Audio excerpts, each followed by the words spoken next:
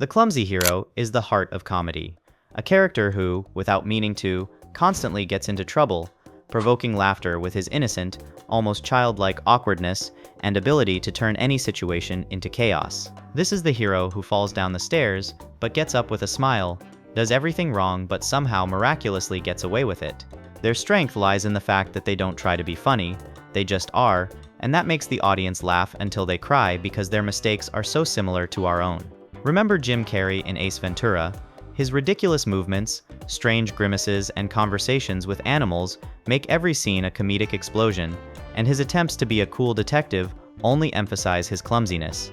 Or Charlie Chaplin in modern times, his little tramp gets into trouble at the factory, gets stuck in the gears, and turns routine into absurdity, while remaining touching and human. And how about Peter Sellers in The Pink Panther? Inspector Clouseau tries to be a master investigator, but his ridiculous blunders, from exploding cigars to broken locks, make him a comedy icon. This archetype works because it is universal. We all feel clumsy sometimes, do stupid things, and dream that it will turn into a victory. The viewer laughs because they see themselves in this character, imperfect but sincere. This is physical comedy in its purest form: falls, collisions with doors, awkward attempts to appear cool. Directors love such characters because they are a blank canvas for gags, where every mistake is an opportunity for laughter. And most importantly, the fool always elicits sympathy because his mistakes are not malicious, but rather naive attempts to do everything right. This is a character who reminds us that it is possible to be imperfect and still be loved. Wisecracker is a character who views the world through the prism of cynicism and wit, making caustic comments and jokes that make you laugh at the absurdity of life. This is a hero who always knows what to say, even when the situation is falling apart, and his sarcastic remarks are like a lifeline in a sea of chaos. Their humor often breaks the fourth wall, addressing the audience directly, or pokes fun at the absurdity of what is happening around them. Remember Peter Quill in Guardians of the Galaxy? His sarcastic jokes about the Space Lord and 80s pop culture make him the soul of the team, even when he messes up their plans. Or Deadpool, played by Ryan Reynolds. He's not just a mercenary, but a walking meme generator who comments on everything from the plot to the film's budget, breaking the wall between the screen and the audience. And how about Tony Stark in Iron Man? His sharp remarks about enemies, friends, and even himself are a mixture of arrogance and self-irony that makes him charismatic. This archetype is appealing because he says what we think, but are afraid to say out loud. The sarcastic wit is our inner voice that laughs at the boss, traffic jams, or absurd rules. Their humor is a weapon that diffuses tension, makes the chaos around them seem funny, and helps the viewer feel smarter. Directors use such characters to add lightness to tense scenes or to mock genre cliches. Without them, comedy would be bland. They are like the spice that makes a dish vibrant. Most importantly, they remind us that even on the worst day, you can find a reason to laugh if you look at the world with the right dose of irony.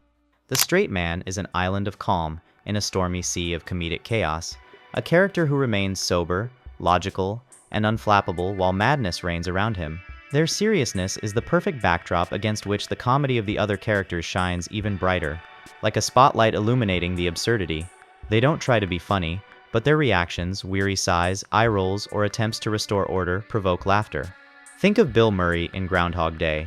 His gloomy, cynical Phil Connors is surrounded by the absurd inhabitants of the town, and his irritated reactions to their naivety make the comedy even sharper. Or Matt Damon in The Martian, although the film is not exactly a comedy, his rational approach to survival contrasts with absurd situations such as growing potatoes on Mars. And in The Office, Jim Halpert, John Krasinski, is the perfect serious person who looks at the camera with a slight smirk while Michael Scott wreaks havoc. This archetype works because he is a reference point, a mirror of normality that makes the madness around him more noticeable. Without the serious man, the comedy would be just noise. He is like the rhythm in music, setting the pace for the jokes. The viewer laughs because they see themselves in this character, who among us has not been in a situation where we want to say, "What the hell is going on?" Their strength lies in contrast. While the fool falls and the joker jokes, the serious person holds everything together, even if inside he is screaming in despair. This is the archetype that makes comedy balanced, adding humanity and realism to it.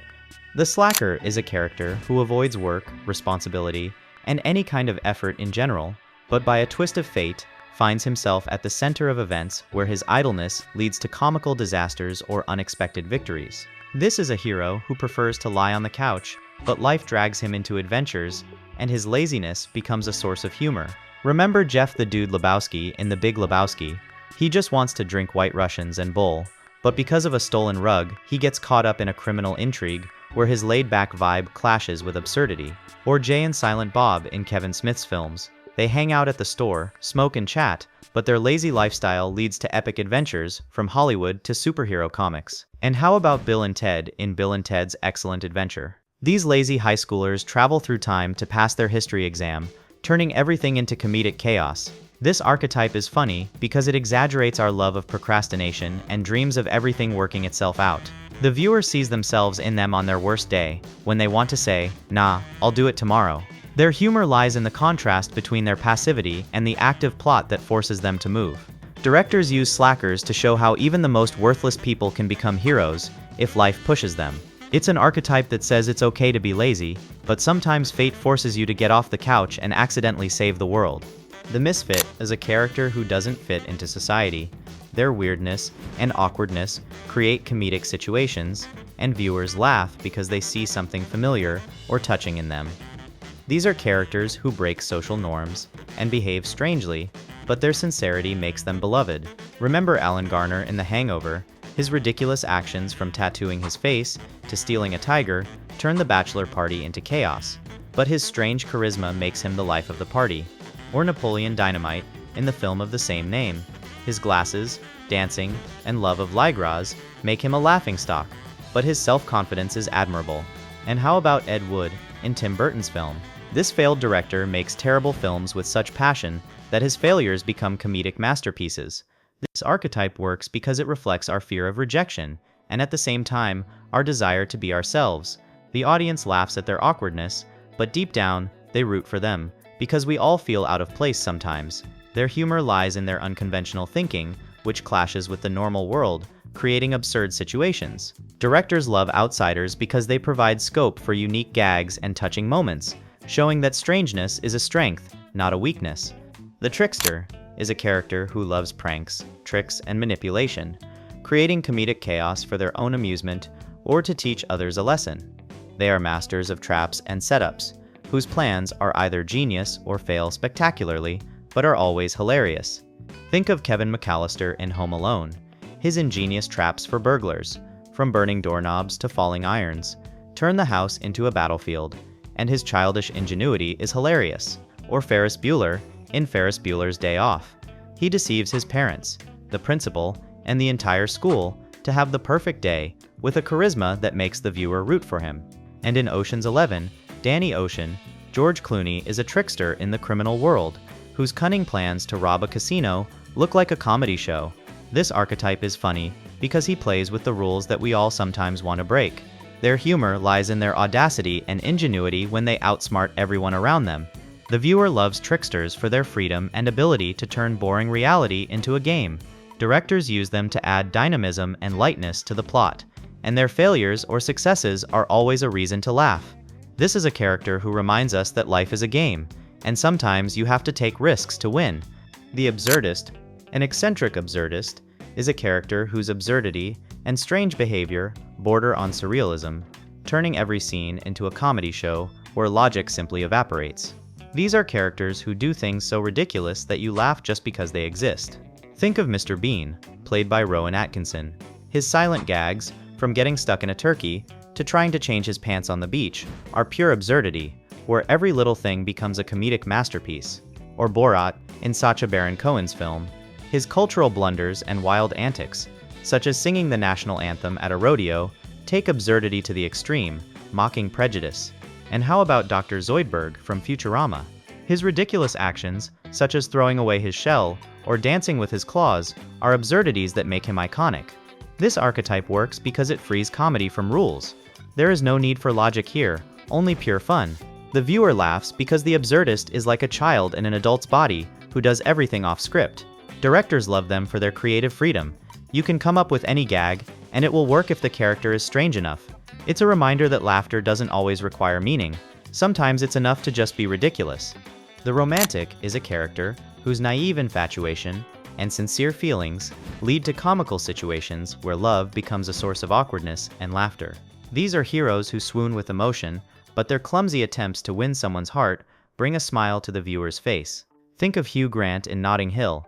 His shy bookstore owner, in love with a Hollywood star, constantly finds himself in ridiculous situations, from spilled juice to press conferences. Or Adam Sandler in 50 First Dates. His romantic attempts to win back a girl with amnesia are a mixture of touching and comical. And in The Love Leagues, Chris Evans plays a ship captain who pretends to be a boyfriend to help a friend, but his awkward courtship becomes a comedy hit. This archetype is funny because love makes us all a little silly, and the viewer recognizes themselves in these awkward dates and confessions. Their humor lies in their sincerity and vulnerability, which contrast with romantic cliches. Directors use them to add warmth to the comedy, making it not only funny, but also heartfelt. It's a character who says, "Love is chaos, but it's worth it." The authority figure. An authority figure is a boss, teacher, or leader who tries to control the comedic chaos around them, but usually fails, becoming the target of jokes or a victim of circumstances. Their importance and seriousness only add to the comedy when things don't go according to plan. Think of Michael Scott from The Office, played by Steve Carell. His attempts to be the best boss lead to disasters, from parties to "That's What She Said," or Headmistress McGonagall in Harry Potter. Although this is not pure comedy, her strict rules collapse under the pressure of her students' pranks. And in School of Rock, Jack Black plays a teacher who wants to be a rock star, but his enthusiasm makes his lessons absurd. This archetype is funny because authority is always vulnerable when faced with chaos. The audience laughs because they have seen such bosses or teachers in real life, and their failures are sweet revenge for all the boring meetings. Directors use them to show how even the most serious people can become part of a comedy. It is a reminder that authority is an illusion when the fun begins. The dark comedy lead. An antihero in comedy is a character with dark humor who breaks rules, morals, and expectations, but does so in such a charismatic way that you can't help but root for him. These are heroes who laugh at taboos, mock the system, and live by their own rules. Think of Ryan Reynolds' Deadpool.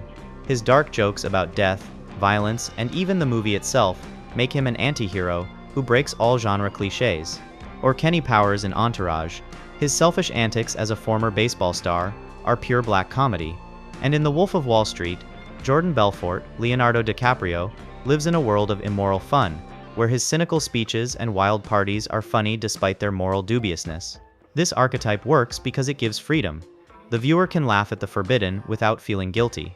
Their humor lies in a boldness that shocks but fascinates. Directors love them for their ability to walk the line, adding edge to comedy. This is a character who says, "Rules are for boring people, and life is for those who are ready to live it to the fullest." Conclusion. So, we have examined 10 iconic archetypes of comedy characters. Each of them is like an ingredient in a comedy cocktail that makes the genre so diverse and beloved. From Chaplin to Deadpool, these characters have forever defined comedy, making us laugh at ourselves, society, and life. Who is your favorite? Maybe you love Mr. Bean's awkwardness or Deadpool's audacity. Write in the comments which archetype you relate to most, and share your favorite examples. If you enjoyed the video, like it, subscribe to the channel, and hit the bell so you don't miss new analyses of tropes, genres, and everything that makes cinema so cool. Thanks for watching, and see you in the next video.